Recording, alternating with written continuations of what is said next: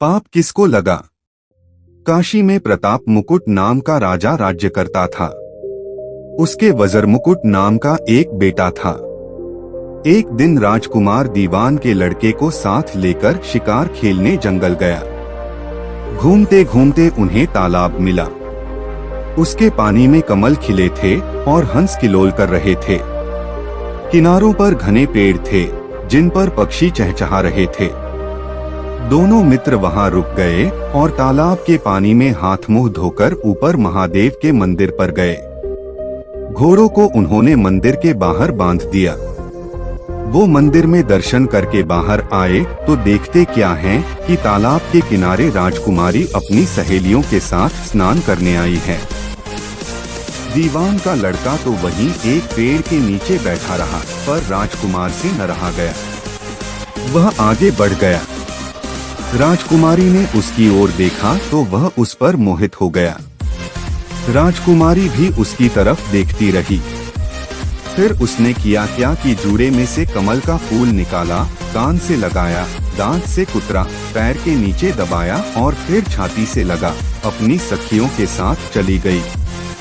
उसके जाने पर राजकुमार निराश हो अपने मित्र के पास आया और सब हाल सुनाकर बोला, मैं इस राजकुमारी के बिना नहीं रह सकता, पर मुझे न तो उसका नाम मालूम है न ठिकाना।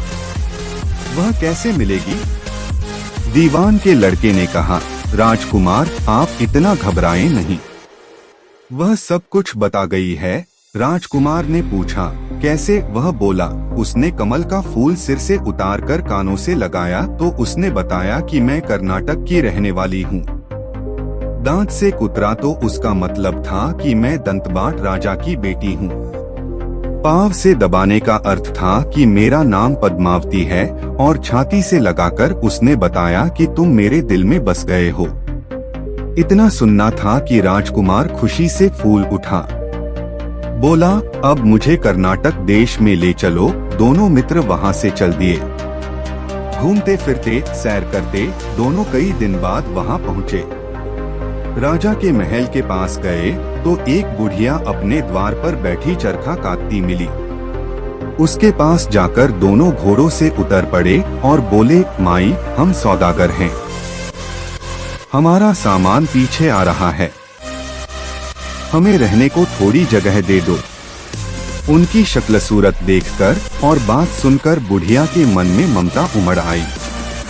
बोली, बेटा तुम्हारा घर है, जब तक जी में आए रहो। दोनों वहीं ठहर गए। दीवान के बेटे ने उससे पूछा, माई तुम क्या करती हो? तुम्हारे घर में कौन कौन है? तुम्हारी गुजर कैसे होती है? बुढ़िया ने जवाब दिया, बेटा मेरा एक बेटा है जो राजा की चाकरी में है। मैं राजा की बेटी पद्मावती की धाय थी। बूढ़ी हो जाने से अब घर में रहती हूँ। राजा खाने पीने को दे देता है। दिन में एक बार राजकुमारी को देखने महल में जाती हूँ। राजकुमार ने बुढ़िया को कुछ धन दिया और कहा, माई कल तुम वहां जाओ तो राजकुमारी से कह देना कि जेठ सुदी पंचमी को तुम्हें तालाब पर जो राजकुमार मिला था वह आ गया है। अगले दिन जब बुढ़िया राजमहल गई तो उसने राजकुमार का संदेशा उसे दे दिया। सुनते ही राजकुमारी ने गुस्सा होकर हाथों में चंदन लगाकर उसके गाल पर तमाचा मारा और कहा, मेरे घर से निकल जा। बुढ़िया ने घर आकर सब हाल राजकुमार को कह सुनाया। राजकुमार हक्का बक्का रह गया। तब उसके मित्र ने कहा, राजकुमार आप घबराएं नहीं, उसकी बातों को समझें। उसने देसों उंगलियां सफेद चंदन में मारी, इससे उसका मतलब यह है कि अभी 10 रोज चांदनी के हैं। उनके बीतने पर मैं अंधेरी रात में मिलूंगी। 10 दिन के बाद बुढ़िया ने फिर राजकुमारी को खबर दी तो इस बार उसने केसर के रंग में 3 उंगलियां डुबोकर उसके मुंह पर मारी और कहा, भाग यहाँ से। बुढ़िया ने आकर सारी बात सुना दी। राजकुमार शोक से व्याकुल हो गया। दीवान के लड़के ने समझाया, इसमें हैरान होने की क्या बात है? उसने कहा है कि मुझे मासिक धर्म हो रहा है। 3 दिन और ठहरो। 3 दिन बीतने पर बुढ़िया फिर वहां पहुंची। इस बार राजकुमारी ने उसे फटकार कर पश्चिम की खिड़की से बाहर निकाल दिया। उसने आकर राजकुमार को बता दिया। सुनकर दीवान का लड़का बोला, मित्र, उसने आज रात को तुम्हें उस खिड़की की राह बुलाया है। मारे खुशी के राजकुमार उछल पड़ा। समय आने पर उसने बुढ़िया की पोशाक पहनी, इत्र लगाया, हथियार बांधे। दोपहर रात बीतने पर वह महल में जा पहुंचा और खिड़की में से होकर अंदर पहुंच गया। राजकुमारी वहां तैयार खड़ी थी।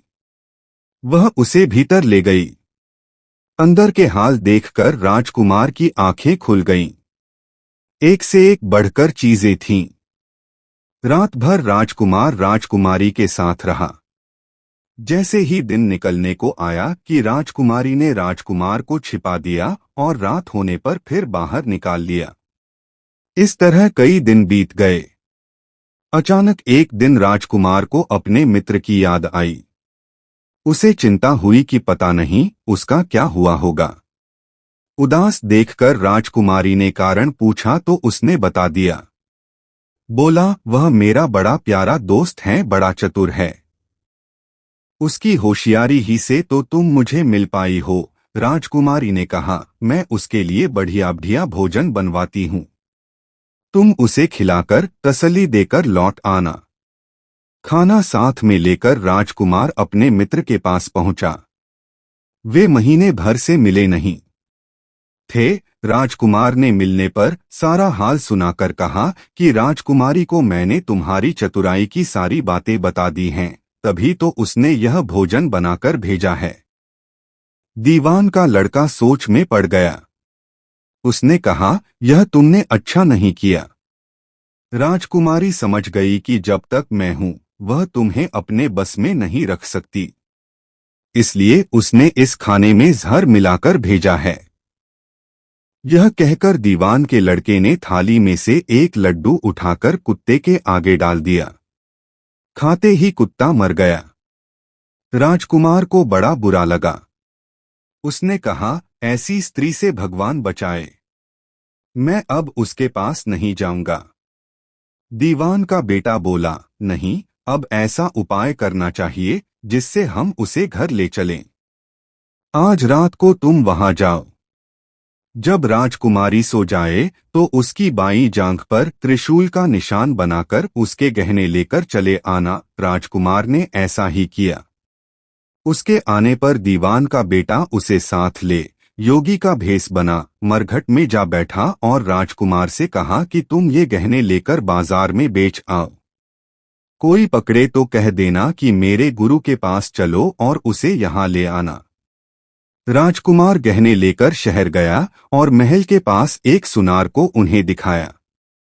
देखते ही सुनार ने उन्हें पहचान लिया और कोतवाल के पास ले गया। कोतवाल ने पूछा तो उसने कह दिया कि ये मेरे गुरु ने मुझे दिए हैं। गुरु को भी पकड़वा लिया गया। सब राजा के सामने पहुंचे। राजा ने पूछा, योगी महाराज, ये गहने आपको कहां से मिले?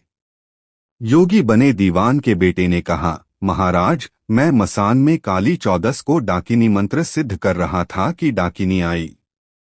मैंने उसके गहने उतार लिए और उसकी बाईं जांघ में त्रिशूल का निशान बना दिया। इतना सुनकर राजा महल में गया और उसने रानी से कहा कि पद्मावती की बाईं जांघ पर देखो कि त्रिशूल का निशान तो नहीं है। रानी देखा तो था। राजा को बड़ा दुख हुआ। बाहर आकर वह योगी को एक ओर ले जाकर बोला, महाराज, धर्मशास्त्र में खोटी स्त्रियों के लिए क्या दंड है? योगी ने जवाब दिया, राजन, ब्राह्मण, गऊ, स्त्री, लड़का और अपने आश्रय में रहने वाले से कोई खोटा काम हो जाए तो उसे देश निकाला दे देना चाहिए। यह सुनकर राजा ने पद्मावती को डोली में बिठाकर जंगल में छुड़वा दिया। राजकुमार और दीवान का बेटा तो ताक में बैठे ही थे। राजकुमारी को अकेली पाकर साथ ले अपने नगर में लौट आए और आनंद से रहने लगे। इतनी बात सुनाकर बेताल बोला, राजन, यह बताओ कि पाप किसको लगा है? राजा ने कहा, पाप तो राजा को लगा। दीवान के बेटे ने अपने स्वामी का काम किया। कोतवाल ने राजा को कहना माना और राजकुमार ने अपना मनोरथ सिद्ध किया। राजा ने पाप किया, जो बिना विचारे उसे देश निकाला दे दिया। राजा का इतना कहना था कि बेताल फिर उसी पेड़ पर जा लटका। राजा वापस गया और बेताल को लेकर चल दिया। बेताल बोला, राजन सुनो, एक कहानी और सुनाता हूँ।